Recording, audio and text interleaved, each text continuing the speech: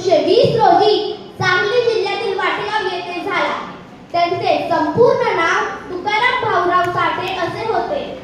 त्यांच्या वडिलांचे नाव भाऊराव व आईचे नाव वालुबाई असे होते. जाती व्यवस्था, गरिबी आणि भेदभावामुळे त्यांना शिक्षण घेता आले नाही.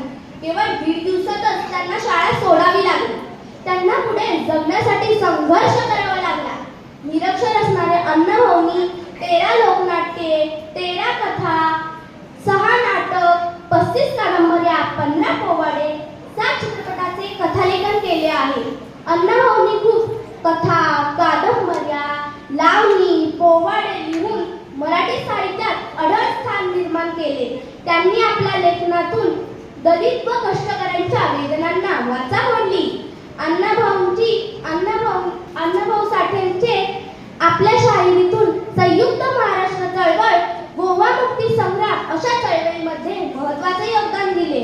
अण्णाभाऊंची माझी मैना गावावर राहिली व मुंबईची लावणी या लावण्या प्रसिद्ध आहेत. अण्णाभाऊंचे विशेष कार्य म्हणजे त्यांनी छत्रपती शिवाजी महाराजांचे जीवन चरित्रे आपल्या पोवाड्यातून रशियात नेऊन पोहोचवले. प्रथम मायभूमीच्या चरणा, छत्रपती शिवबाच्या चरणा, स्मरोनी गातो कवना असा पोवाडा त्यांनी रशियात सादर केला.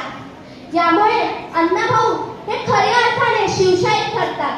तसेच जग बदल घाव सांगून गेले मज भीमराव हे आंबेडकरांवरील गीत खूप गाजले. त्यांच्या फकीरा या कादंबरीला पुरस्कार मिळाला. अण्णाभाऊ साठेंचे साहित्य जगप्रसिद्ध. 7 भाषांमध्ये त्या साहित्याचा अनुवाद प्रसिद्ध आहे.